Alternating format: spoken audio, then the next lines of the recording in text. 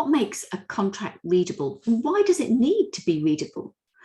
Well, most contracts fail not because of legal, technical, or business expertise, which is lacking, but a failure to implement them, a failure to use the contract to guide the task or the project that's meant to be carried out. Now, a failure of implementation is normally a failure of reading or understanding the contract. Now, it could be the contract is way too long, so let's make it a bit simpler. It could be that it's way too complicated. Let's make it a little bit clearer. It could be that it uses too much jargon. Let's make it more human. You see, contract writers need to remember they are essentially drafting a communication tool.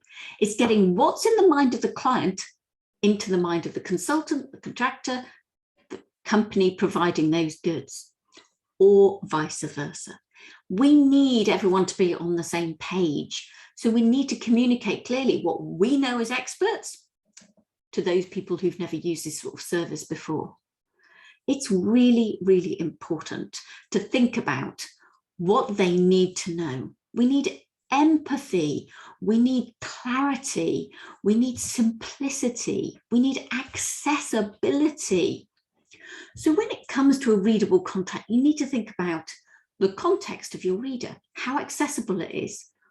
Can they actually access what the words you've used are? Now, this is a contract from 5,000 years ago and is written in cuneiform. And I've used this before because it's simple, but we don't actually understand it very well now. And a lot of our contracts might as well be written in cuneiform on a stone cold tablet because we virtually never get to open them. We never get to see them. And even if we did, we haven't got a clue what they say. How about communicating in a way which is simple and transparent? It reduces the number of queries you'll get. It reduces the scope for disputes about what it meant. And it allows people to say, hang on, you know, this clause, I don't really understand it. What does it mean? See, people have confidence if 99% they understand to ask about the other bit. But if it's the other way around, if they don't understand 99%, they don't even know where to start to ask those questions. So if you want to make it readable, you really need to think about how you're going to communicate with the users. You really need to think about what you can do. You need to use simple, straightforward, human-centered language. You need to think about whether or not color or graphs or icons or visuals will help convey your message and get people to read it. You need to think about how you can empathize with the person who needs to implement this. What sort of language do they talk in? What sort of words would make sense to them in the context that they're reading it in? If you want people to make a snap decision on your contract, you need to keep it short. If it's a long project, yeah, you can make it a bit longer because they've got time and luxury of reviewing that contract.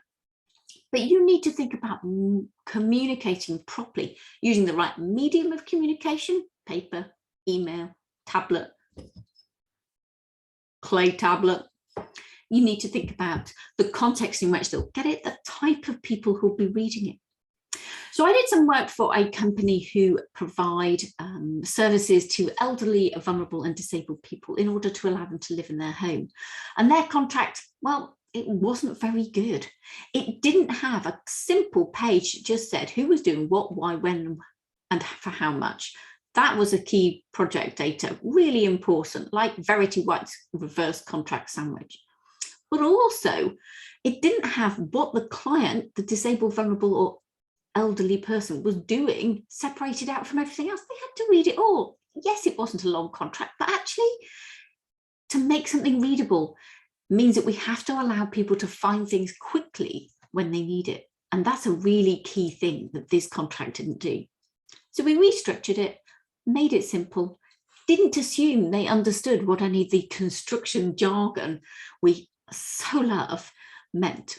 They didn't necessarily know what the Party Walls Act was or CDM regulations or any of these other words that we bandy around because we've been in the industry for decades. No, to them, whew, you weren't getting their attention. If you don't get their attention, then your contract's not noteworthy. And if it's not noteworthy, they can't really do their job. They can't carry out their role if they don't understand what their role is. So it's important to make your contract readable, because then it will be read, then it can be understood and negotiated, then it can be implemented, and that will get rid of 99% of disputes. So if you make your contract readable, people will read it. Hooray! It should be on your website. Hooray! It should be easily accessible. Hooray! We don't need to bamboozle people with contracts. We need to use your contracts to safeguard your business without annoying your clients, your suppliers, the people who read your contracts.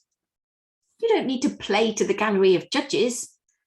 You need to play to the gallery of public opinion when you write your contracts. Keep it simple.